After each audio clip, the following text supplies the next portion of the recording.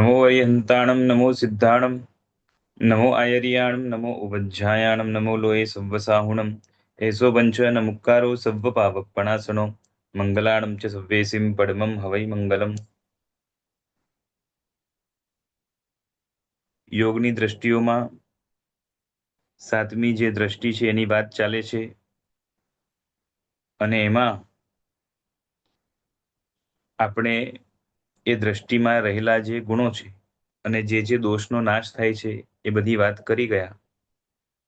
આ દ્રષ્ટિવાળાને કેવું સુખ છે તો કે ધ્યાનથી જે સુખ આત્માને મળે, જે ધર્મ ધ્યાન કેવું તો કે જે શુક્લ ધ્યાન તરફ જતું હોય એવા પ્રકારનું ધર્મ ધ્યાન અહીંયા સાતમી દ્રષ્ટિવાળાને છે। અને એમની કક્ષા કેટલી ઊંચી છે વગેરે આપણે જોઈ ગયા હતા। અને આ સાતમી દ્રષ્ટિવાળાને જે આ ધ્યાનથી સુખ પ્રાપ્ત થાય છે એનું પણ કારણ શું છે તો કે આ દશાની અંદર એમને જે વિવેક છે એની માત્રા ઘણી ઊંચી છે। વિવેક એટલે શું તો કે ભેદ કરવાની જે આવડત છે એને વિવેક કહેવાય। જેમ સંસારમાં પણ નાનો કોણ મોટો કોણ, ઉપકારી કોણ ઉપકારી નહીં એવો કોણ, અથવા તો અધિક ઉપકારી કોણ ઓછો ઉપકારી એવો કોણ, પછી સંસારના પણ ગુણોની દ્રષ્ટિએ પણ આ વધારે ગુણવાળો છે, આ ઓછા ગુણવાળો છે, એ રીતે ભેદ થાય। ખાવા પીવામાં પણ આ સારું છે, આ ખરાબ છે, આ આરોગ્ય માટે નુકસાનકારક છે, આ આરોગ્ય માટે લાભદાયક કે પુષ્ટિકારક છે, આ રીતે જે ભેદ કરી શકાય એ તે ફિલ્ડમાં એને વિવેક કહેવાય। એ રીતે અહીંયા પણ હવે જે આત્માના સ્વાભાવિક સુખની વાત છે તો એ સુખ કયા વિવેકથી પેદા થશે તો કે જે અવિવેકના કારણે દુઃખ ઊભું હતું એ અવિવેક દૂર થાય તો એના કારણે આત્માનું સુખ પેદા થાય। તો મોટામાં મોટું અવિવેક શું છે તો કે આત્માએ અનાદિથી આજ સુધી હંમેશા જળ અને ચેતનનું જે છે ને ભેદ કરવાનું હોય એ કાં તો કર્યું નથી, કાં તો ઉપર છલ્લું કર્યું છે, ઊંડાણ સુધી ગયો નથી। અને એવું ભેદ જ્ઞાન પણ આત્મા જળ ને ચેતનનું આમ જોવા જાવ તો અનંતવાર કરી ચૂક્યો છે, ભવ્ય હોય અભવ્ય હોય। અભવ્યને પણ ખબર છે કે શરીર એ હું નથી, હું એ આત્મા છું। જ્યારે અભવ્ય પણ અમુક અંશે વિવેકી બને છે, દ્રવ્યથી પણ ધર્મ કરે છે, ભલે અતાત્વિક હોય છતાં પણ, ત્યારે એને એટલી તો ખબર છે કે આ શરીર એ હું નથી, આ ઇન્દ્રિયો એ હું નથી, આ મન જળ એ હું નથી, હું એના કરતા જુદો ચેતન છું, આત્મા છું। અને માટે જ એને પરભવની ઈચ્છા થાય, કેમ કે જેને આગળના ભવમાં સદગતિ જોતી હોય અથવા તો પૌદ્ગલિક તે ભવના સુખ જોતા હોય તો પણ એને એટલી તો ખબર હોય જ કે આ ભવમાં જે શરીર છે એ પરભવમાં સાથે નહીં આવે। ત્યાં નવું શરીર હશે, નવી ઇન્દ્રિયો હશે, નવા ભોગો હશે, નવું વાતાવરણ હશે। પછી જે છે ને એ કર્મને પણ માને છે, કારણ કે નવા ભવની અંદર એને ઊંચું પુણ્ય જોઈએ છે, એટલે અહીંયાનું પુણ્ય સમાપ્ત થશે, નવું પુણ્ય બંધાશે, એટલે જળ જગતથી પોતે જુદો છે એવું તો એ પણ માને છે। બરાબર છે? એટલે અભવ્યમાં જળ ને ચેતનનું ભેદ જ્ઞાન નથી એવું નથી। બરાબર છે? હા, અભવ્ય જ્યારે નાસ્તિક હોય તો એ રીતે તો ભવ્ય પણ જ્યારે નાસ્તિક હોય ત્યારે એનામાં આ રીતનું ભેદ જ્ઞાન પણ નાશ પામી જાય। પણ જ્યારે એટલો શું કહેવાય કે સ્માર્ટ હોય, એટલી પણ એની બુદ્ધિમાં એ ઊંડાણ આવી હોય, અથવા તો એવા નિમિત્તો મળ્યા હોય જેના કારણે જે છે ને જેને જાતિ સ્મરણ જ્ઞાન વગેરે થયું હોય, તો આવા નિમિત્તો ના કારણે પણ જે છે ને ભેદ જ્ઞાન થઈ શકે છે। બરાબર છે? પણ એ ભેદ જ્ઞાન કેવું છે કે ભાઈ ભલે શરીર કરતા આત્મા અલગ રહ્યું, નવું શરીર મળે, નવી ઇન્દ્રિયો મળે, ફ્રેશ મળે, તો એના દ્વારા આત્માને વધારે સુખ બીજા પૂતગલોથી મળશે. એટલે પૂતગલ દ્વારા આત્માને સુખ છે એવું માને છે. બાકી સુખ પણ આત્મામાં માને છે. હા, સુખ જે છે ને પૂતગલમાં છે એવું નથી માનતો. પૂતગલ દ્વારા આત્માને સુખ મળશે એવું માને છે. ખ્યાલ આવે છે? ઘણા અત્યંત ભ્રમિત હોય એને તો પૂતગલમાં જ સુખ દેખાય. અને એટલી ખબર છે કે પૂતગલમાં સુખ ના હોય પણ પૂતગલ દ્વારા આત્માને સુખ મળી શકે, પૂતગલના ગુણધર્મો દ્વારા આત્માને સુખ મળી શકે એવું માની શકે. અને એના સિવાયનું બીજું કોઈ સુખ આજ સુધી જોયું નથી. અને માટે એ માનવામાં એને કોઈ વાંધો ન આવે. જો થોડોક પણ બુદ્ધિશાળી હોય તો એટલું તો માને છે. એટલે શું કહેવાય કે ભલે સુખ આત્મામાં છે છતાં પણ પૂતગલ થકી મળે છે, માટે એને રસ કેમાં પડે છે? એને રસ કેમાં પડે છે? પૂતગલમાં. પૂતગલમાં. બરાબર ને? કેમ કે વસ્તુથી સુખ મળતું હોય તો વસ્તુમાં રસ પડે, પૈસાથી સુખ મળતું હોય તો પૈસામાં રસ પડે. બરાબર છે? અને પાછી વસ્તુઓ પણ ભોગવવા માટે મીડિયેટર તરીકે પણ ઇન્દ્રિયો, શરીર વગેરે બધું જોશે. અને માટે ઇન્દ્રિયોને શરીરને પણ જે છે ને સારું મળે એવી અપેક્ષા એનામાં હોય, એનામાં પણ એને રસ હોય. જૂનું શરીર એનો કસ કાઢી લે, પણ એની પાછળ પણ ઇન્ટેન્શન શું હોય કે નવું સારું ફ્રેશ શરીર મળે, આના કરતાં સારું મળે, વધારે સેન્સિટિવ મળે, જેના દ્વારા ભોગો બહુ સારી રીતે ભોગવાય. એટલે એનું ભેદ જ્ઞાન છે, પણ એ ભેદ જ્ઞાન પણ શું થશે તો પૂતગલનો રાગ વધારનાર બનશે કે ઓછો કરનાર બનશે? સમજાય છે? જી, વધારનાર જ. અભવ્યનો જે ભેદ જ્ઞાન છે એ પૂતગલનો રાગ, એની ઉપાદેયતા, એની જેટલું ચિંતન કરે, જેટલું ઘૂંટે એટલો એનો રાગ વધે.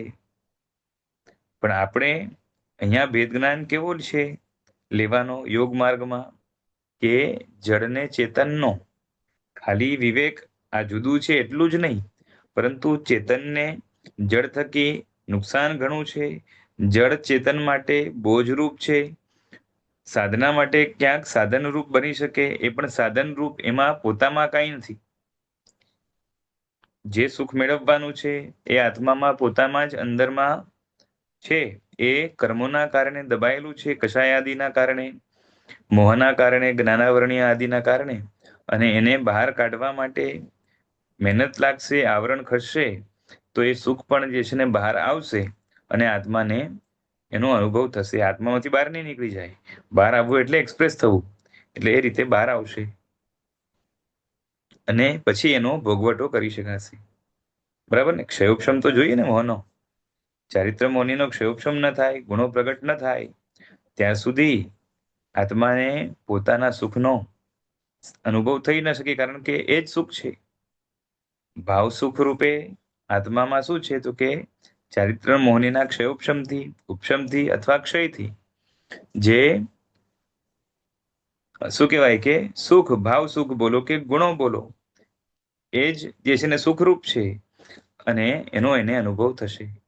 જ્યાં સુધી ગુણો નથી ત્યાર સુધી વિવેક એકવાર આવી શકે કે ભાઈ આ દોષ છે, આ ખરાબ છે, એમાં દુઃખનો અનુભવ પણ થાય, કેમ કે દોષ દુઃખરૂપ છે અને ગુણ સુખરૂપ છે. એટલે ગુણ જ્યાં સુધી પ્રગટ ન થાય ત્યાં સુધી એ ગુણોનો અનુભવ ન થાય. તો હવે અહીંયા એવું છે કે એ જડને ચેતનનો ભેદ જ્ઞાન ખાલી જ્ઞાનની દ્રષ્ટિએ, જાણવાની દ્રષ્ટિએ નહીં, પરંતુ રસની દ્રષ્ટિએ પણ ભેદ જ્ઞાન આગળ વધે છે. અને એમ વધતા વધતા સમ્યક દર્શન પણ પામ્યો.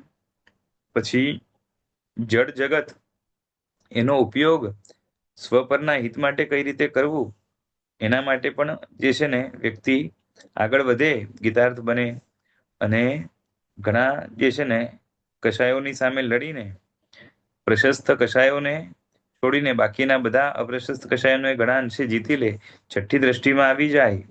પણ હવે અહીંયા તો જે છે ને અપ્રશસ્ત પણ અને પ્રશસ્ત પણ બંને પ્રકારના કષાયોને નાબૂદ કરી અને આત્મામાં ક્ષમા આદિ જે ગુણો પ્રગટ થાય છે, એટલે હવે એ ગુણોનો જ્યારે અહેસાસ થાય તો એનું સુખ જ એવું છે કે આ બધા પૌદ્ગલિક સુખોની સામે એ કેવું છે, બહુ નાચી જ છે. અને આમ જોવા જાવ ને તો એટલે પેલું સુખ આત્માનું નાચી જ નથી, આત્માનું સારું છે, એની સામે પૂતગલના સુખો અત્યંત નાચી જ છે. અને એ નાચીજતા, અસારતા અને આમ તો દુઃખકારિતા જેમ જેમ સમજાય અને આત્મામાંથી આનંદ મળવાનું જેમ જેમ ચાલુ થાય, એટલે આત્માને અંદરથી જ જે છે ને એ ગુણો પ્રત્યે કોન્ફિડન્સ કેટલો વધે. જેમ તમને કે મને, આપણને જે છે ને મોક્ષના સુખનું વર્ણન કરીએ ગમી જાય એ વાત જુદી, પણ એનો જરાક આસ્વાદ ભલે થોડોક પણ ચાખવા મળે અંશ પણ, તો એના ઉપર શ્રદ્ધા કેટલી વધે. એક્સપ્લેન ન કર્યું હોય તો પણ વધી જાય કે નહીં? બરોબર. કે હવે તો પર્સનલ અનુભવ જ થઈ ગયો ને. હા, એટલે અનુભવ હોય તો એનાથી હવે આ જીવો એવા છે કે જેમણે ગુણો પ્રગટાવ્યા છે. આપણી હાલત શું છે કે ગુણોને ઓળખવાની પ્રોસેસ ચાલુ છે હમણાં. પહેલી મહેનત તો આપણી કઈ હોય? સમ્યક દર્શન પ્રાપ્ત કરવા માટે, એટલે સાચું ખરાબ એને ઓળખવા માટે, ગુણો દોષોને ઓળખવા માટે. પણ જ્યારે એમાં આગળ વધતા ગુણોને મેળવવાનો પ્રયત્ન થાય, દોષોને કાઢવાનો પ્રયત્ન થાય અને ગુણો પૂરતા પ્રમાણમાં મળતા થાય, ત્યારે ગુણોનો આસ્વાદ આવે. એના પછી ગુણો ઉપર શ્રદ્ધા કેટલી વધે. બરાબર છે. હવે આ સાતમી દ્રષ્ટિવાળાએ તો કેટલા બધા ગુણો વિકસાવ્યા છે, અને માટે ગુણમાં એટલો બધો મજા આવે છે કે જેના કારણે જે ચેતનમાં સારતા હોવી જોઈએ એ એની પ્રગટ છે, અને જળમાં અસારતા હોવી જોઈએ એ પણ અત્યંત પ્રગટ છે. અને એના કારણે ભેદ જ્ઞાન સ્પષ્ટ થાય કે છે ને જરાય રસ છે ને પેલામાં પડે જ નહીં. ખ્યાલ આવે છે? એટલે એમને ખાલી ભેદ જ્ઞાન માત્ર ઇન્ફોર્મેશન કે જ્ઞાન રૂપ એ રીતે નથી. એમનું ભેદ જ્ઞાન કેવું છે તો કે પરિણતિ રૂપે બની ગયું છે. પરિણતિ એટલે સમજાય છે ને, એક અનુભવ રૂપે. બરોબર છે. એટલે એમની જે છે ને પર ભાવમાં જરાય રમણતા નથી. એમને જરાય પરના ભાવો ગમતા નથી, એમાં રુચિ પડતી નથી, રસ પડતો નથી, અત્યંત તુચ્છ લાગે છે.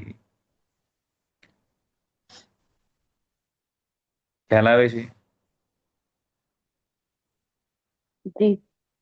અને જગતમાં કેટલી પણ વિષમતા હોય, વિષમતા એટલે સમજાય છે ને, ફેરફાર હોય, કોઈ અત્યંત અમીર હોય, અત્યંત કોઈ ગરીબ હોય, કોઈ અત્યંત સુખી હોય, કોઈ અત્યંત દુઃખી હોય. બરોબર છે. આ તો અત્યંત થઈ. બાકી નાની મોટી પણ વિષમતા હોય. બધી પ્રકારની જે કંઈ પણ વિષમતા દેખાય જગતમાં, બરોબર છે, કાળું દેખાય કે ધોરું દેખાય, પછી જે છે ને લુચ્ચો માણસ દેખાય કે સજ્જન માણસ દેખાય, પછી યોગી દેખાય કે બીજો કોઈ દેખાય, બરોબર છે, સાક્ષાત તીર્થંકર દેખાય કે બીજા કોઈ દેખાય, એ બધી જ જે છે ને એકદમ કંગાલ માણસ જે છે ને અભવ્ય જેવો દેખાય, એમાં પણ લુચ્ચો અભવ્ય દેખાય. તો એ બધી વિષમતામાં પણ એમને સમતાનું દર્શન થાય છે. ખ્યાલ આવે છે? એનો અર્થ એ નથી કે તીર્થંકરીને તીર્થંકર તરીકે ન દેખાય, ગુણિયલ વ્યક્તિત્વ તરીકે ન દેખાય, ઉપકારી વ્યક્તિત્વ તરીકે ન દેખાય, અને પેલો જે છે ને જે કંગાલ છે અને પાછું જગતનું અહિત કરનાર હોવા એવો લુચો હોય તો એવો પણ હોય, તો એ જેવા છે એવા એ જોઈ શકતો નથી, જાણી શકતો નથી, સમજી શકતો નથી એવું નથી. સમજાય છે? આંખ ખુલી હોય તો દેખાવાનું તો છે જ. અને અત્યંત જ્ઞાની છે. છઠ્ઠી દ્રષ્ટિમાં જે છે ને ગીતાર્થ હોય છે, તો આ સાતમી દ્રષ્ટિવાળા તો કેવા હોય? બરોબર છે. શાસ્ત્ર જ્ઞાનથી પણ પર છે, અને અનુભવ જ્ઞાન પણ કેટલું આગળ વધી ગયું છે. એટલે તમે વિચાર કરો કે એને જે છે ને સારામાં સારી ઉત્તમમાં ઉત્તમ વ્યક્તિ અને હલકામાં હલકી વ્યક્તિ વચ્ચે તફાવત ન સમજાય એવા મૂર્ખ હોય કે? તો એવું તો છે નહીં. એટલે દેખાય છે સ્પષ્ટ, જાણે છે સ્પષ્ટ, બરોબર છે. અને એમને પોતાને ખબર છે કે જે છે ને આમના શાસન થકી જ મારા ઉપર કેટલો ઉપકાર થયો છે. અહીંયા હું પહોંચ્યો આમના શાસન થકી છે. ખ્યાલ આવે છે? જી, બરાબર. છતાં પણ એ તીર્થંકરો ઉપર રાગ નથી કરતા, અને જે જે છે ને ઘણા એવા પણ હોય કે જે છે ને શું હોય કે બીજાને હેરાન કરતા હોય તો એવા ઉપર પણ દ્વેષ નથી કરતા. પોતાને હેરાન કરીને સહન કરી જાય એ તો પેલા પણ બને, પણ અહીંયા તો બીજાને હેરાન કરે તો પણ એના ઉપર જરાક પણ એને દુર્ભાવ પણ નહીં થાય, અને તીર્થંકરો ઉપર જે રાગરૂપ સદભાવ છે એવું નહીં થાય. ખ્યાલ આવે છે? એટલે અંદર રાગ દ્વેષની દ્રષ્ટિથી જોઈએ તો બંને બરોબર છે. તીર્થંકર જેવા આત્મા હોય કે અત્યંત કંગાલ દરિદ્ર, અંદરથી દરિદ્ર, બરોબર છે, ગુણોની દ્રષ્ટિએ, અને બીજાને નુકસાન કરનારા હોય એવા પ્રત્યે પણ એમને શું થાય કે બંને રાગદ્વેષની દ્રષ્ટિ જોઈએ તો સમાન કહેવાય. આપણે કહીએ છીએ ને પ્રભુ તુલ્ય મનોવૃત્તિ,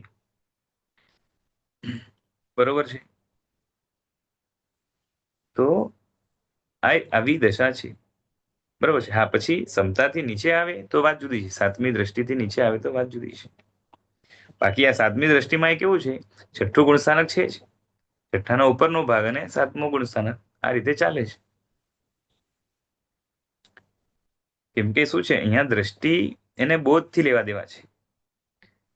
એટલો આત્મા પરિણતિ રૂપે પણ જ્ઞાની છે, એટલે બોધ તો બરોબર છે ને, બોધ ચાલ્યો ન જાય, પરિણામ ઊંચા નીચા થાય આત્માના. સમજાય છે? છઠ્ઠી દ્રષ્ટિમાં જે બોધ હોય, સમજણ હોય, વિવેક હોય, એ તો એટલું જ રહે ને. પછી સાતમાથી છઠ્ઠા ગુણસ્થાનકે આવે તો એના પરિણામ બદલાય. ખ્યાલ આવે છે? જો બોધ હાનિ પામે તો દ્રષ્ટિ નીચે વહી જાય, બોધમાં જ હાનિ આવે ને તો શું થાય, દ્રષ્ટિ નીચે ચાલી જાય. બરાબર. એટલે ભગવાન પણ સાધના કાળમાં છઠ્ઠા સાતમાં આવે તો એમાં શું થાય છે, તો કે બોધ એ જ છે એટલે દ્રષ્ટિ એક જ રહેશે, પણ ગુણસ્થાનક આમથી આમ કેના કારણે થાય છે, કે પરિણામના કારણે. કેમ કે પરિણામના કારણે ગુણમાં વૃદ્ધિ હાનિ થતી રહે. ખ્યાલ આવે છે? ક્ષમાની ક્વોલિટી જરાક ડાઉન થાય એટલે ગુણસ્થાનકમાં નીચે આવી જાય, અને ક્ષમાની ક્વોલિટી ઉપર જાય તો ગુણસ્થાનક ઉપર જાય.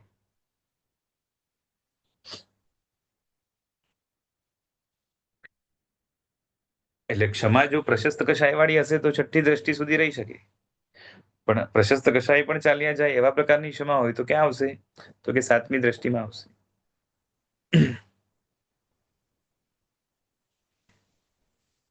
એટલે જગતમાં પ્રશસ્ત કે અપ્રશસ્ત જેટલી પણ વિષમતાઓ છે એ બધામાં પણ એ સમતામાં રહે છે, અને એમના માટે ભગવાનની આજ્ઞા પણ એ છે.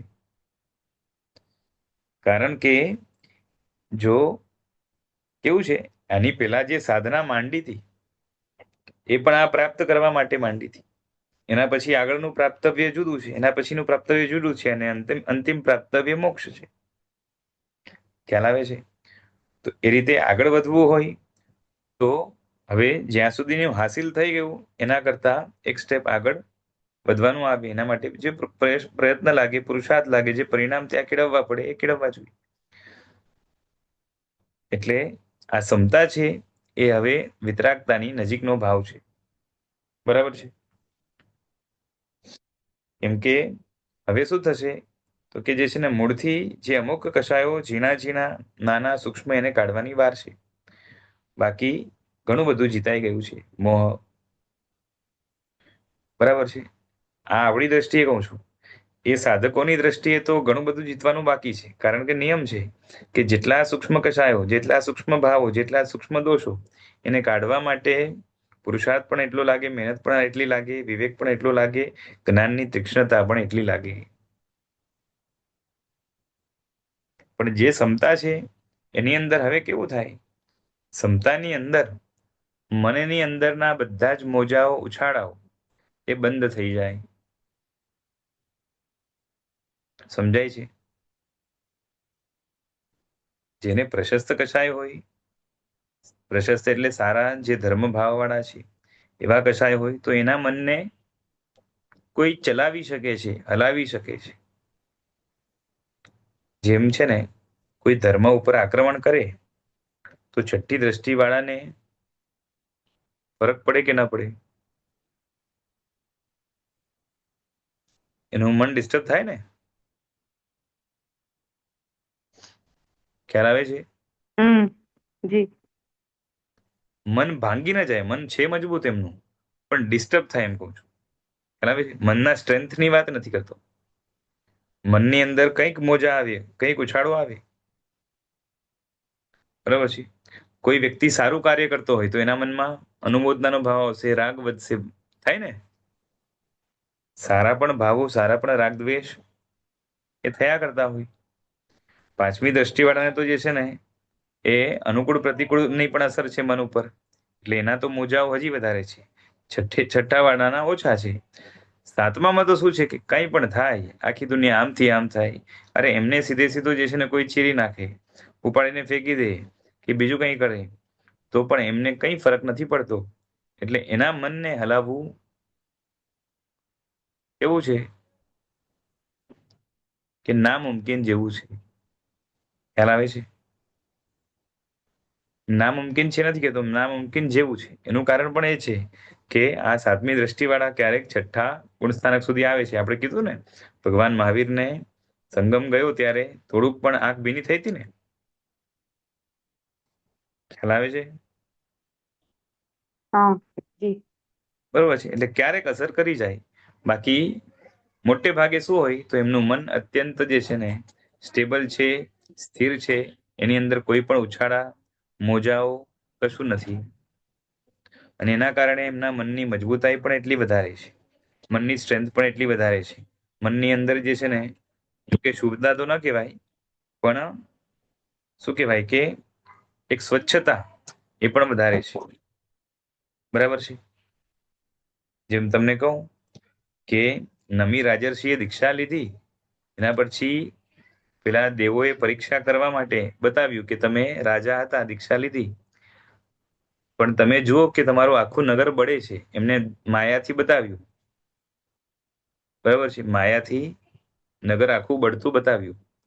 હવે પાછી આ પણ છે ને ક્ષમતા વાળા છે, એટલે ધારે અને પછી છે ને લબ્ધિઓ પણ હોય. એટલે ધારે તો અવધિ જ્ઞાન કે બીજા જ્ઞાનથી પણ જે છે ને શુદ્ધ જ્ઞાનના બળથી પણ એ બરોબર ઉપયોગ મૂકે તો ખ્યાલ આવે કે આ બધી માયા છે. ખ્યાલ આવે કે ના આવે? પણ એમને એની પડી જ નથી. દેવોને પણ શું કહે છે ખબર છે? શું કહે છે? જે બળે છે એ મારું નથી, મારું હોય બળે નહીં. હા, બળે છે એ મારું નથી ને મારું છે એ બળતું નથી. બરાબર છે. એટલે આ કોણ બોલી શકે? તો કે આ લોકો બોલી શકે, આપણે બોલવાનો અધિકાર નથી. કેમ?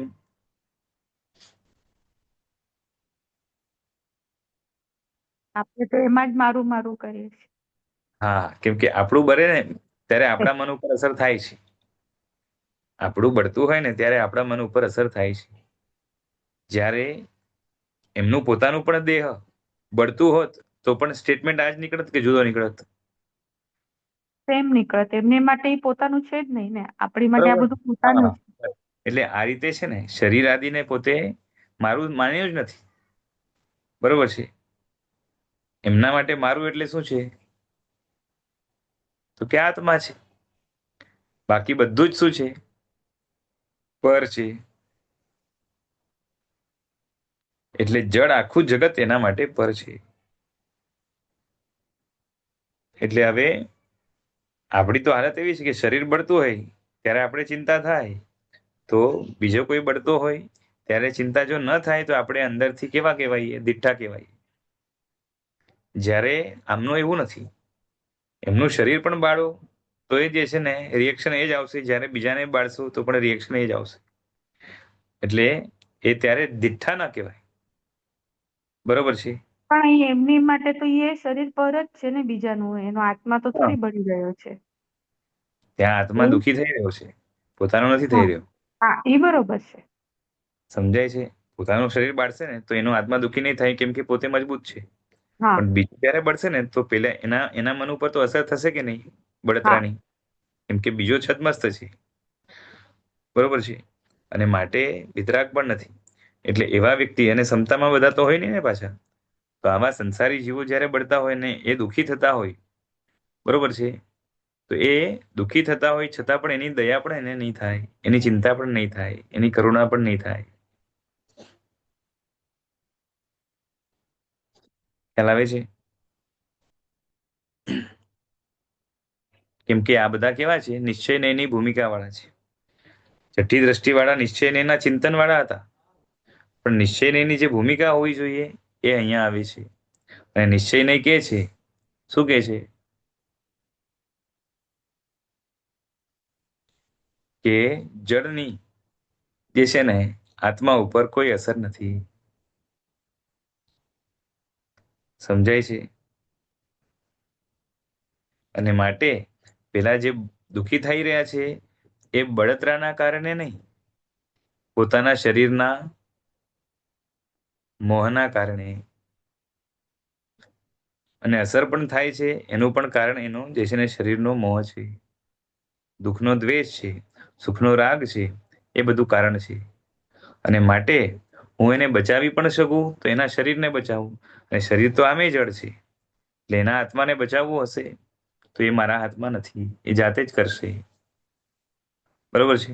ઉપદેશ આપવો હોય તો આપે. આપણે વાત થઈ હતી કે ગચ્છનું સંચાલન કરવું હોય તો પણ કરે, શિષ્ય કરવાનું આવે તો એ પણ કરે અવસરે. સામાન્યથી ન કરે, પણ અવસર આવે એવો તો કરે પણ ખરા. પણ આ રીતે નિર્લેપ રહીને જ કરે. ક્યાં શું કરવું બરાબર જાણે પાછા. સમજાય છે? પણ મનની અંદર પ્રશસ્ત પણ બરોબર છે, રાગ દ્વેષ ન હોય. એટલે હિત બુદ્ધિ પણ એમની રાગવાળી ન હોય. સમજાય છે? તો પછી ગચ્છનું સંચાલન કરે તો એ એમને બેલેન્સ કરી જાણે, પછી એમાં તો કરવું પડે તો બધું કરે ને, તો એટલે જે છે ને કેવી રીતના? જે પ્રશસ્ત રાગ વાળા જેવું કરી શકે એવું આ ના કરી શકે. હા, એ જ. કેમ કે એવા ભાવ જ ના આવે ને. એટલે જ મેં પૂછ્યું, તો એનું કેવી રીતના મેનેજ કરે? એટલે એ જ કહું છું કે થાય, પણ એમના જેવું ના કરી શકે, બીજું કઈ નહીં. બરોબર. હા, છઠ્ઠી દ્રષ્ટિ વાળા કે એવા એ જે કરી શકે પાંચમી છઠ્ઠી દ્રષ્ટિ વાળા જેવું, એવું અહીંયા ના થાય. જો એવું કરવાની ક્ષમતા છે, પણ શું થાય કે અંદર જે ભાવ છે એની સાથે મેચ ના થાય. સમજાય છે? હા, એટલે જ મેં પૂછ્યું ને. એ તો ક્વેશ્ચન રેઝ થયો મને, તો એ કઈ રીતે? એટલે કેવું છે કે દાખલા તરીકે ભગવાન છે કે કોઈ પણ કેવલી છે સમજો, તો કેવલી પણ ગચ્છનું સંચાલન ન કરે, તેનું કારણ શું છે? તો કે એમના અંદર જે છે ને વિતરાગતા છે, અને ગચ્છનું સંચાલન કરવું પડે તો કમથી કમ રાગ દ્વેષનો દેખાવ તો કરવો પડે ને. જી, યસ. શિષ્ય છે એને બિરદાવવાનું હોય કે બહુ સરસ કર્યું, બરોબર છે. પછી કોઈને ઠપકો આપવાનો હોય, કોઈને મારવું પડે તો મારવું પણ પડે, બધું કરવું પડે ને. બરાબર, ભલે વાત્સલ્યપૂર્વક, બરોબર છે. તો હવે અંદર વિતરાગતા છે અને બારે આવું કરે તો જે છે ને શું કહેવાય કે કેવલીની એ બહાર ઓળખાણ જે હોવી જોઈએ ને એ કેવી થાય? સમજાય છે? જગત ઉપર જે કેવલીની છાપ પડવી જોઈએ.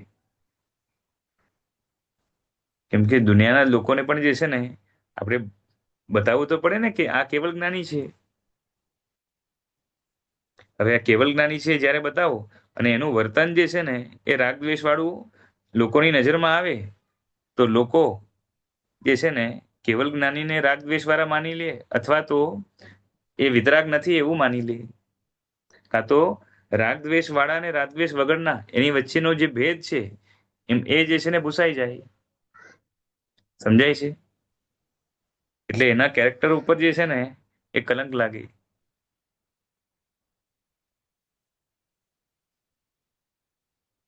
સમજાય છે ને? આનંદગંજી મહારાજના સ્તવનમાં આવે છે કે દોષ રહિત ને બોલો. નહીં આતા દોષ રહિત ને લીલા નવી ઘટે, લીલા દોષ વિલાસ. બરોબર છે. માયા કરવી હોય કે લીલા કરવી હોય, બરોબર છે, તો દોષ રહિત ને જે છે ને આ રીતની લીલા ના હોય ક્યારે પણ. એટલે તો તીર્થંકર કેવલ જ્ઞાન પછી શાસન સ્થાપે છે ખરા, પણ શાસનનું સંચાલન કોને સોંપે છે? છદ્મસ્તને સોંપે છે, ગણધરોને સોંપે છે. ગણધર પણ કેવલ જ્ઞાન પામે તો એના પટધરને સોંપે. શોભે છે ને કે પોતે સાચવે છે કેવલ જ્ઞાન પામ્યા પછી.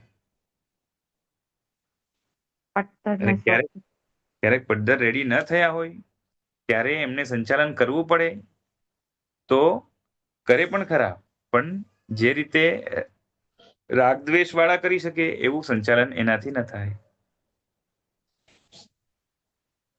ફરક પડી જ જાય. ખ્યાલ આવે છે? જી.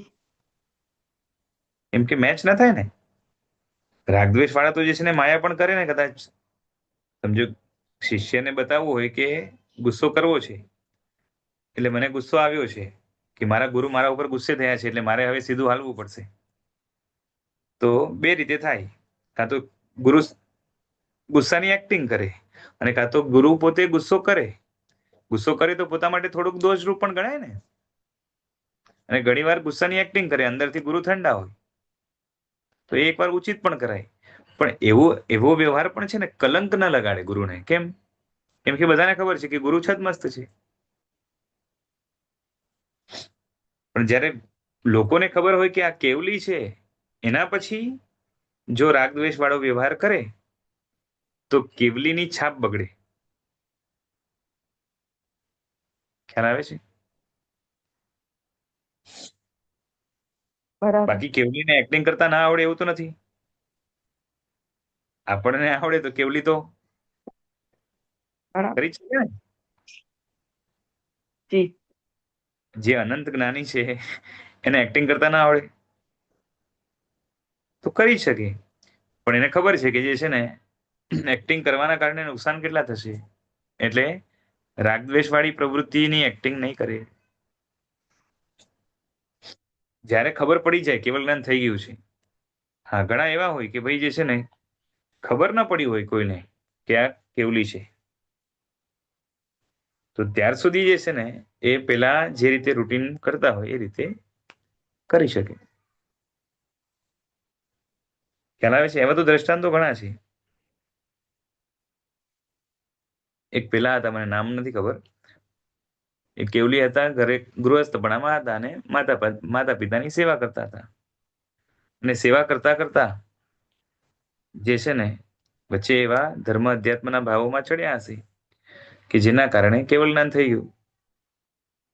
હવે કેવલ જ્ઞાન થઈ ગયું એના પછી કોઈને ખબર નથી કે આમને કેવલ જ્ઞાન થઈ ગયું છે, અને એ યથાવત બધી માતા પિતાની સેવા વ્યાવચ વગેરે બધું કરે છે. ગૃહસ્થપણામાં જ છે, દીક્ષા પણ નથી લીધેલી.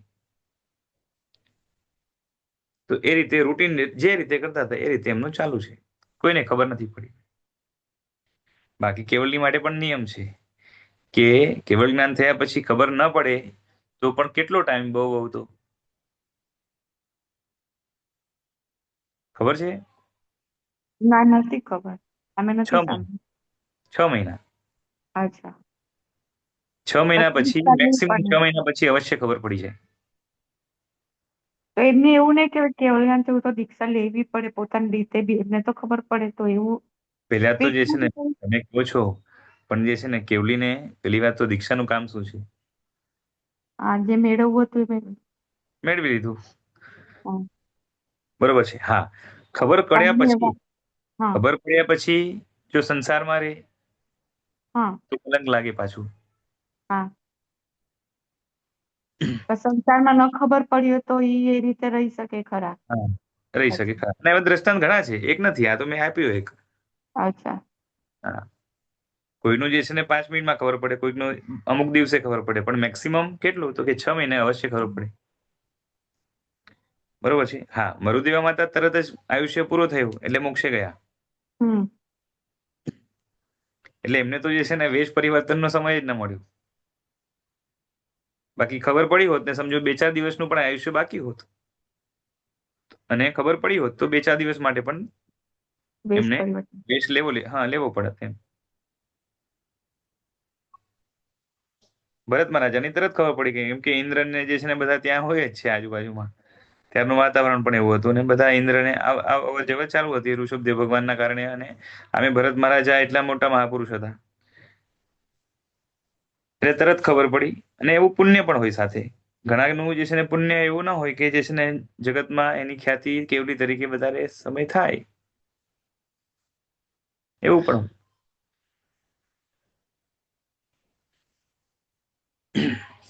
એટલે ખબર ના પડે ત્યાં સુધી એ રીતે.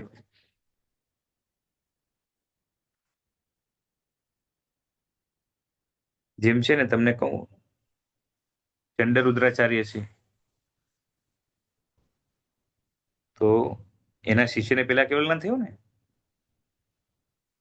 હા ચંડ રુદ્રાચાર્ય તો ખબર છે ને, ગુસ્સે થઈ જતા હા હતા એકદમ, હા સ્વભાવ ગુસ્સા વાળો હતા, ગુણસ્થાનક વાળા, છતાં પણ જે છે ને ગુસ્સાના કારણે ચારિત્રમાં અમુક અતિચાર લાગી જ જાય.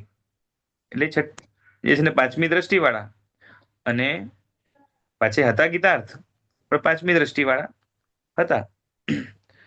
અને પેલાને દીક્ષા આપી, અને દીક્ષા આપીને પછી જે છે ને પોતે પાછી મોટી ઉંમરના છે, એટલે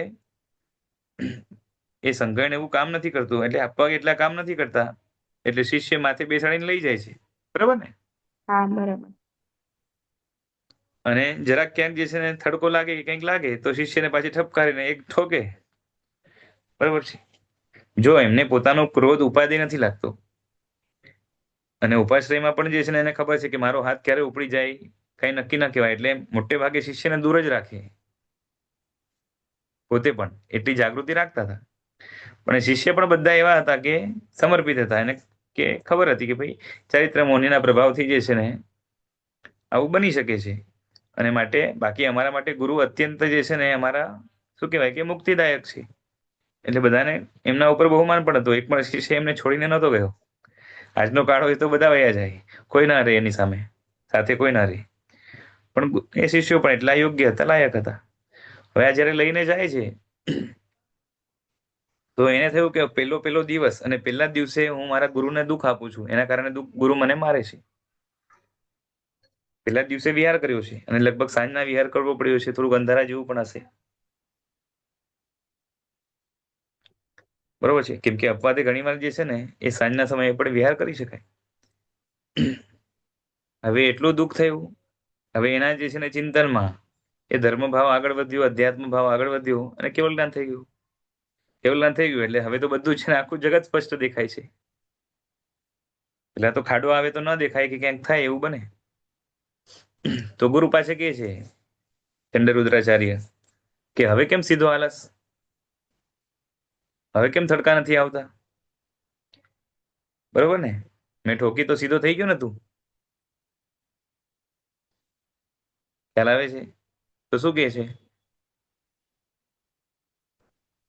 શું કે છે?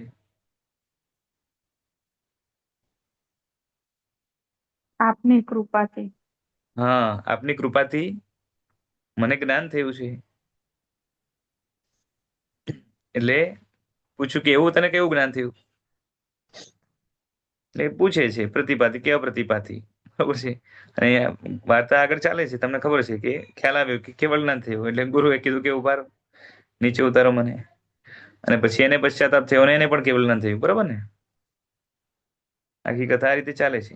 પણ શું થયું કે આમ કેવું છે, કેવલી એ ગુરુને ઉચકીને જાય, ના. ના જાય ને. ના. કેવલીના આચાર જે છે ને વંદન આદિ જે છે ને એ રીતે કોઈ હોતા નથી. પણ હવે જ્યાં સુધી ખબર નથી પડી ત્યાં સુધી જે છે ને પેલા જે રીતે ચાલતું હતું એ રીતે ચાલતું હતું, રૂટીન ચાલ. એમનું. હા. જ્યાં સુધી ખબર ના પડી ત્યાં સુધી, ખબર પડે એટલે જે છે ને, અને અમે આખો ચતુર્વિધ સંઘ પણ પછી એ રીતે જ વર્તે કેવલી તરીકે, એને એક સ્ટેટસ આપે, હાઈ સ્ટેટસ. ખ્યાલ આવે છે. જી બરાબર. એટલે હોય એ રીતે. એ દ્રષ્ટાંતો ઘણા છે, મૃગાવતી, ચંદનબાડા છે. તો વાત કેમાંથી નીકળી હતી? હા, એટલે આ છે ને, એટલે ક્ષમતા છે એની અંદર, એ બીજા પ્રત્યે કરુણા, બીજા પ્રત્યે દયા, બીજા પ્રત્યે જે છે ને એ ધર્મ પ્રદાન કરવાનો રાગથી ભાવ, રાગથી શબ્દ વાપરું છું, ધર્મ પ્રદાન કરવાનો ભાવ હોઈ શકે, પણ રાગથી ધર્મ પ્રદાન કરવાનો ભાવ એવું બધું નથી હોતું, કેમ કે રાગ દ્વેષ એમણે જીતેલા છે. બરાબર છે. વિતરાગ જેવા નહીં, પણ છતાં પણ મોટા ભાગના જીતાઈ ગયા છે.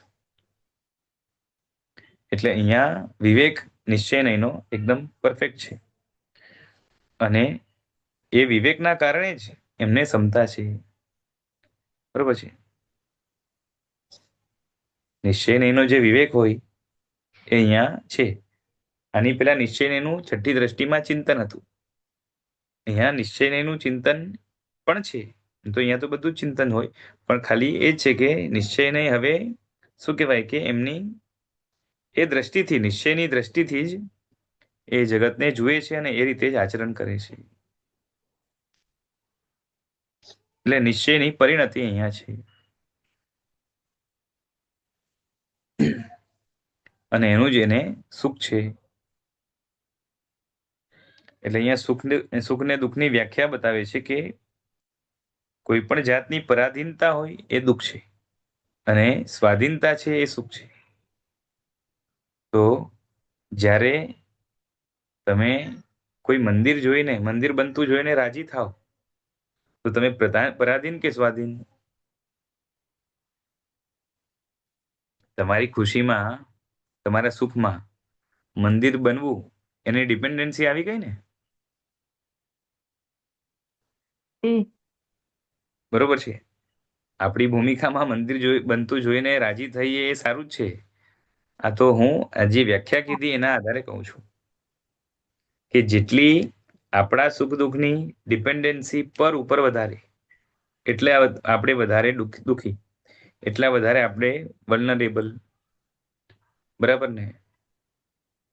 સાચું કે હમણાં આપણું સુખ દુઃખ મોટે ભાગે શું, ઓલમોસ્ટ બધું જ આપણા હાથમાં કે બીજાના હાથમાં?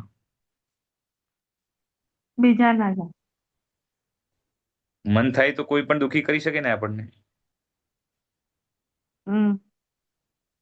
બરાબર છે. અને જેટલું આપણું સુખ આપણે પોતાના હસ્તક લેતા જઈએ, એટલા આપણે વધારે સુખી. અને આ સાતમી દ્રષ્ટિ વાળાએ જે છે ને એ સુખ બધું પોતાના હાથમાં રાખ્યું છે. પરમાં કંઈ પણ થાય એને કંઈ ફરક ન પડે. ખ્યાલ આવે છે?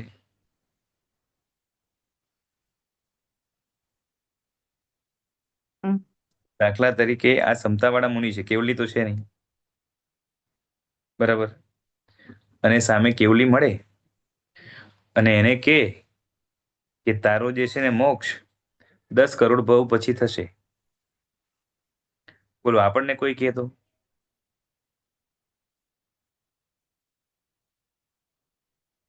આપણને કોઈ એવું જ્ઞાની, જે પરફેક્ટ જ્ઞાની હોય, એ આપણને કે તારો મોક્ષ 10 કરોડ ભવ પછી થશે, તો શું થાય? બોલો તો ખરા. મોક્ષ થશે એ સાંભળીને રાજી થાય ને. હા. પણ 10 કરોડ ભાવ એટલે એક લાંબુ લાગે એમ. હા, ચિંતા થઈ જાય કે જે છે ને, કાં તો એમ કે ભાઈ ચલો, એક તો આપણા જેવા હોય તો કાં તો જે છે ને કે ઠીક છે 10 કરોડ ભાવ પછી થશે, અને મોક્ષ માટે જે છે ને શપથ શણી માંડવાની છે, તો મૂકો ને, હમણાં ધર્મ કરીને શું કરવું છે? હે?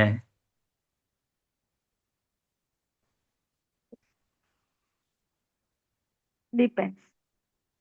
બરોબર છે. કાં તો ધર્મ સાધના મૂકી દઈએ, અને કાં તો જેને મોક્ષની બહુ ઈચ્છા હોય, તાલાવેલી હોય, એને લાગે કે અરે બાપ રે 10 કરોડ ભવ, બરોબર છે, તો એ રીતે દુઃખી થઈ જાય. ખ્યાલ આવે છે? પણ આ ક્ષમતા પણ નહીં મૂકે, અને કોઈ રીતે ડિપ્રેસ કે દુઃખી પણ નહીં થાય. બરોબર છે કે ભાઈ જે જ્યારે થવાનું છે ત્યારે થશે, હમણાં તો હું મારા વર્તમાનમાં રહું છું. જે હમણાં ઘણા બધા લોકો છે ને કે વાતો કરતા હોય કે વર્તમાનમાં રહેવાનું. સમજાય છે? ઘણા બધા પોઝિટિવ થિંકર ને ઘણા બધા જૈનોના જે છે ને ગુરુઓ થયા છે આજકાલ. જી. બરોબર છે. તો એ લોકો બધું જે શીખવાડતા હોય છે, તો એમાંથી એક આ વસ્તુ પણ શીખવાડતા હોય કે લીવ ઇન પ્રેઝન્ટ, કે પાસ્ટ ને ફ્યુચરનું જે છે ને ચિંતા કરવી નહીં, વર્તમાનમાં જીવો. તો એ વર્તમાનમાં જીવવા માટેની જે લાયકાત છે કે વર્તમાનમાં જીવવા માટેનો અધિકારી કોણ છે, તો કે આ સાતમી દ્રષ્ટિ કે એનાથી આગળ વાળો છે. એની પહેલાનો જે હોય એને તો ભવિષ્યની પણ ચિંતા કરવાની આવે અને ભૂતકાળમાંથી પણ જે છે ને બોધપાઠ લેવાનો આવે. બરોબર છે.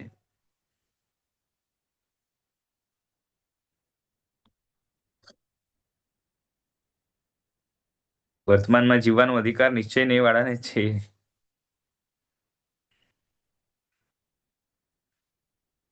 એ બધા નિશ્ચય નહીં જ ફોલોઅર છે ને, વ્યવહારને ક્યાં ફોલો કરે છે? હા હા, પણ એ નિશ્ચય એના ફોલોવર ખોટા છે. આ સાતમી દ્રષ્ટિ વાળો સાચો છે, મારે એ એ કેવું. બરાબર, એ બરાબર.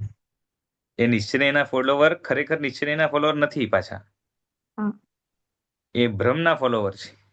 એ બરાબર. એને લાગે છે કે હું નિશ્ચય એને ફોલો કરી રહ્યો છું. બરોબર છે. Yes. જેની છે ને પાસ્ટ અને ફ્યુચરની ઘટનાઓ સાંભળીને મન ખડબડી જાય, એ વ્યક્તિ પોતે એમ કે હું તો વર્તમાનમાં રહું છું. બરોબર છે. વર્તમાનમાં રહેવા માટે, પછી ક્રમબદ્ધ પર્યાયમાં રહેવા માટે, આત્મરમણતામાં રહેવા માટે આ બધા ગુણસ્થાનો કે દ્રષ્ટિઓ ઉપરની જોઈએ છે. આ સમજવા માટે સારું છે અને આપણો ગોલ પણ એ છે, એ તરફ જઈએ અને ત્યાં રહી શકીએ તો સારું. પણ એ આપણા પેલા જે છે ને શું કહેવાય કે ફર્સ્ટ સેકન્ડ સ્ટાન્ડર્ડ ના જે છે ને લોચા હોય અને એક એક જે છે ને હું તો 10th જે છે ને ફર્સ્ટ આવી જઈશ અને 10th ની એક્ઝામ હમણાં જ આપું. બરોબર છે. એના જેવી હાલત છે.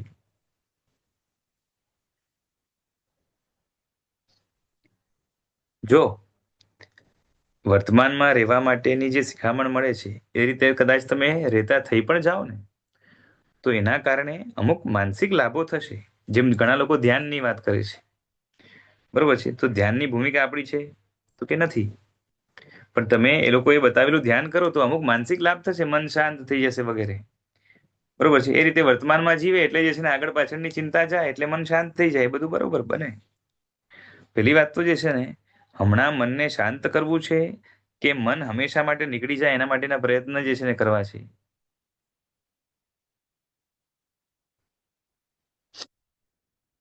સમજાય છે?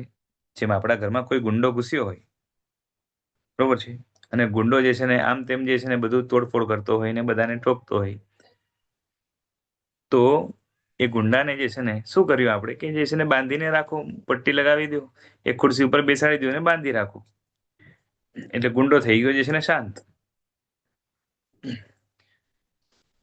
તો એ શાંત કરવો છે કે ગુંડાને બહાર કાઢવો છે, અને એના માટેની તૈયારી કરવી છે. બહાર કાઢો.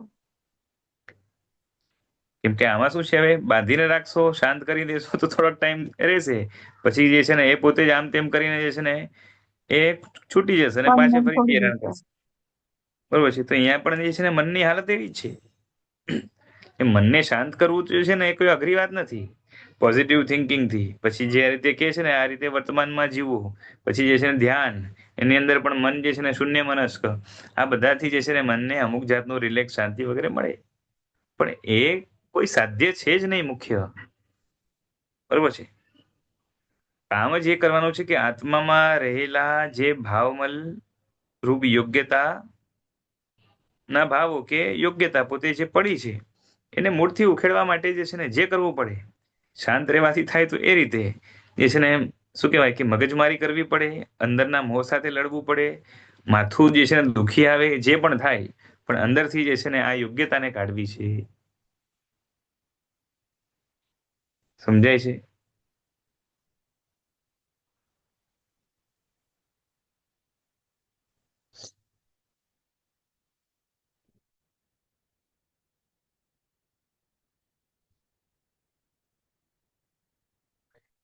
એટલે આવું છે.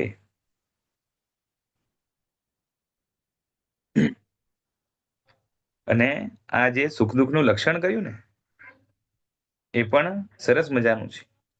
અને આપણા જીવનમાં પણ લગાડતા જવાનું કે જેટલી પરાધીનતા વધારે એટલું દુઃખ વધારે. ખ્યાલ આવે છે? આપણે જેટલા ડિપેન્ડન્ટ વધારે, એટલું જેના ઉપર ડિપેન્ડન્સી હશે એના આધારે જે છે ને આપણા મનની અંદર ખળભળાટ થશે. ખ્યાલ આવે છે? દાખલા તરીકે મને કોઈ પ્રત્યે અપેક્ષા હોય કે આ વ્યક્તિ મારી સાથે રહે, પછી એ વ્યક્તિ મારી સાથે વાતો કરે, એ વ્યક્તિ હું કહું ત્યારે જે છે ને એ મને બોલાવે કે હું એને બોલાવું, એની સાથે જે છે ને હું ફરવા જાઉં, XYZ આ બધી જે છે ને અપેક્ષાઓ રાખી. હવે એ બધી અપેક્ષાઓ બરોબર છે, પેલા તો પૂરી થાય ત્યારે એની અપેક્ષામાં રાહત થાય, એ રૂપ સુખ મળે. સંસારમાં તો એવું જ સુખ હોય છે ને. તો એ જે સુખ છે, માનસિક સુખ, એ પણ જે છે ને મળશે એ પુણ્ય અને પાપ ઉપર ડિપેન્ડન્ટ છે. ખ્યાલ આવે છે? કેમ કે જેના ઉપર તમે અધીન રહ્યા, પર ઉપર અધીન રહ્યા, પણ પર જે છે ને ડિપેન્ડન્ટ કોના ઉપર છે? એ વ્યક્તિ તમને મળશે એ પણ કોના પ્રભાવે? પુણ્યના પ્રભાવે. અને તમને એનો વારંવાર સંયોગ થશે તો પણ એટલું પુણ્ય હશે તો થશે, નહીં તો નહીં થાય. ઓછું પુણ્ય હશે તો ઓછી વખત થશે. એની સાથે વાર્તાલાપ કરવી હશે તો એના માટે પણ પુણ્ય હશે. બધું પુણ્ય પુણ્ય ઉપર ડિપેન્ડન્ટ છે. જેમ પુણ્ય પરવાર્યું અથવા તો ઓછું થયું અથવા તો છે જ નહીં એટલે આપણે દુઃખી. ખ્યાલ આવે છે? અને પાછી સામે વાળો વ્યક્તિ જે છે ને કોઈ ખુરશી ટેબલ હોય ને તો વાત પાછી જુદી છે. એમાં ખાલી નેટ છે ને પુણ્યની વાત આવે. બાકી જે છે ને વ્યક્તિ હોય તો વ્યક્તિની તો પાછી પોતાની ઈચ્છા ઘણી હોય. તમને એના પ્રત્યે લાગણી હોય, એને બીજા પ્રત્યે અપેક્ષા હોય કે પ્રેમ હોય. એટલે જે છે ને એ ત્યાં ટાઈમ આપવાનું કરશે અને તમે અહીંયા દુઃખી દુઃખી થયા કરશો. ખ્યાલ આવે છે? એટલે હું આજકાલના લફડા કે લવ એફેરની વાત નથી કરતો, સામાન્ય લાગણીની વાત કરું છું. સમજાય છે? જી. ધર્મના પણ સંબંધ હોય ને, ચલો કે મારા ને તમારા લોકોના સંબંધ હોય, તો હું અપેક્ષા રાખું કે જે છે ને એ લીનાબેન મને સમય આપે, લીનાબેન જે છે ને મારું આ રીતે ધ્યાન રાખે. ધર્મની અપેક્ષા વાત કરું છું, બરોબર છે? પણ એ બધી અપેક્ષા એ પણ જે છે ને એ પૂરી ક્યારે થાય? પુણ્ય હોય તો થાય, નહીં તો નહીં થાય. તો એના કરતા ના અપેક્ષા રાખો, આધીન ન રહો, અથવા તો જેટલા ઓછા રહો એટલું સારું. અને એમાં પણ જેટલી રાગ, જેટલી પરિગ્રહ વૃત્તિ વધારે, બરોબર છે? જેમ છે ને હું મારો દાખલો આપું તો શું થાય, આપણે મોબાઈલ હોય ને એની અંદર કેટલા બધા શું કહેવાય કે જેટલા વોટ્સએપમાં ઇમેજીસ આવ્યા હોય કે વિડીયોઝ આવ્યા હોય કે બીજું જે છે ને કલેક્શન આવ્યું હોય, એ બધું સ્ટોર કરીને રાખીએ. હવે મોટા ભાગના લોકોનું કેવું હોય કે જેટલું જે છે ને રે, બીજો મોબાઈલ રે તો એની અંદર બધું ટ્રાન્સફર કરે, કાં તો જે છે ને કમ્પ્યુટરમાં સાચવી રાખે, XYZ. મેમરી ફૂલ થઈ જાય તો ઘણા બધા પ્રયત્નો કરે. એ પ્રયત્નોની અંદર પણ જે છે ને માથાપચ્ચી કરવી પડે. હવે મારી હાલત એવી છે કે ભાઈ જે છે ને આ બધી વસ્તુ આમે કેવી છે એ ઠીક છે, હવે જોશે ત્યારે મળી જશે, નહીં મળે તો પણ શું. એટલે જ્યારે મેમરી ફૂલ થાય ને એટલે હું શું કરું ખબર છે, અહીંયા ત્યાં ટ્રાન્સફર કરવા કરતા સીધું ડિલીટ. બરોબર છે? તો હવે જે પરિગ્રહ વૃત્તિ વાળો છે એને પીંજણ કેટલી વધારે, એને કાળજી ચિંતા કેટલી વધારે. અને જેને પરિગ્રહ વૃત્તિ ઓછી હોય આ રીતે કલેક્શન માટેની, બરોબર છે, એને ઓછી જે છે ને એ રાહતમાં રહેશે, મજેથી રહેશે, કઈ વાંધો નહીં આવે. ખ્યાલ આવે છે? અને જેને મોબાઈલની જરૂર જ નથી એ હજી વધારે શાંતિથી રહેશે. ખ્યાલ આવે છે? કે પરને અધીન જેટલા વધારે એટલા આપણે વધારે દુઃખી. ખ્યાલ આવે છે ને? જી. પછી પ્રશસ્ત હોય કે અપ્રશસ્ત?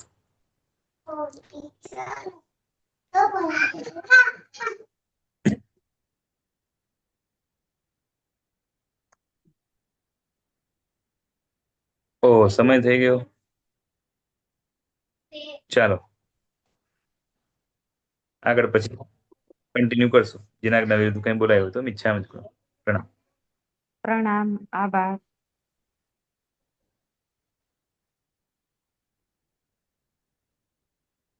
પ્રણામ.